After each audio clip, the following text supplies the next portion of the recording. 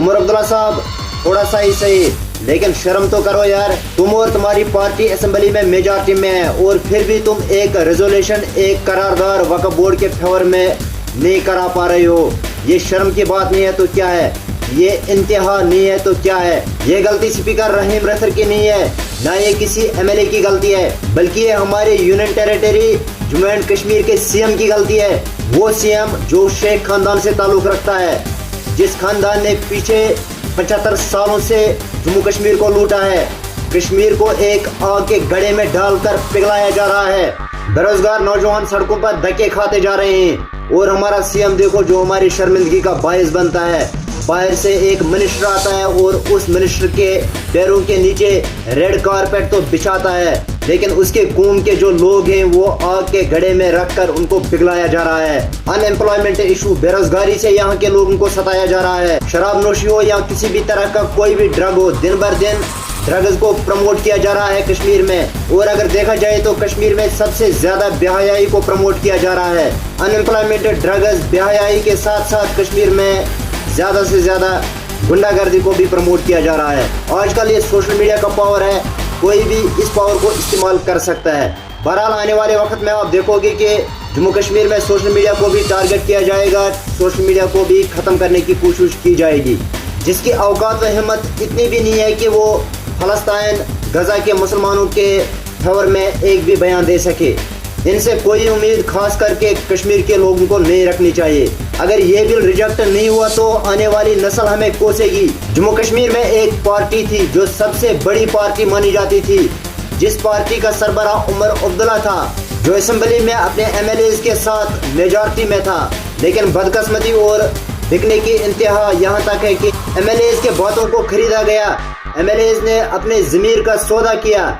बल्कि अगर इस गलती को अभी समझा जाएगा और किसी के खाते में डाल दिया जाएगा तो वो सिर्फ और सिर्फ उमर अब्दुल्ला साहब। और बदकिस्मती से हमारे इस कश्मीरी कौम में उतना शऊर भी नहीं है और ना हमें अभी तक ऐसा कोई लीडर मिला जो हमें शऊर दे सकता था, जो हमें अच्छा रास्ता दिखा सकता था।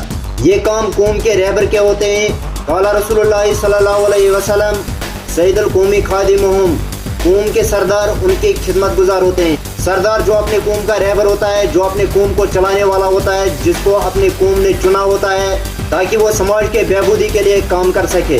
हम कश्मीरी लोगों को इनसे कोई भी तवक्को नहीं रखना चाहिए।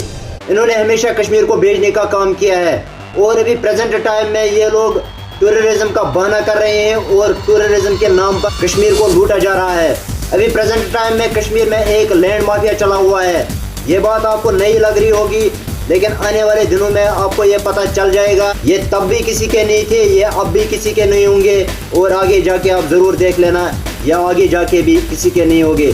अब इसका सलूशन क्या होगा? इसका एक सिंपल सा सलूशन है। जम्मू कश्मीर के लोगों को चाहिए कि एक यूनाइटेड पार्टी को वजूद में लाए, लेकिन पार्टी में बेगैरत और अपने ज़मीर को भेजने वाले लीडर्स नहीं होने चाहिए। सो हमारी जो ये हाल की अभी पॉलिटिकल लीडरशिप है, अवाम का ये 1% भी नहीं सोच रहे हैं। अवाम के बारे में इनको कोई फिक्र नहीं है। अवाम चाहे मरे, कटे या बटे, नेशनल कॉन्फ्रेंस के लीडर्स को चाहे पैसों के बड़े बड़े मटके। ये ज़मीर फरोश थे, ये ज़मीर फरोश रहेंगे, ये ज़मीर फरोश आगे भी रहेंगे। ये समाज में इंतशार और गंद फैलाने के काम को फरोख्त दे रहे हैं। यही पॉलिटिकल लीडर्स आपस में मिलजुल कर इख्तियार पार्टियां करेंगे और लोगों को आपस में लड़वा के अपने वोट बैंक को हासिल करेंगे। ये नए सिरे से कश्मीर के तबाही का एक आगाज हुआ है। अब आगे जाके इस कश्मीर के बर्बादी का खात्मा करना नेशनल कॉन्फ्रेंस के बस की बात नहीं है। अभी लोगों में ये शोर आ चुका है कि हमारे बच्चों को गंदगी की तरफ लगाया गया है। बेरोजगारी जैसे मसलों पर बात नहीं हो रही है। ड्रग्स और शराब नोशी को खुलेआम फरोख्त किया जा रहा है।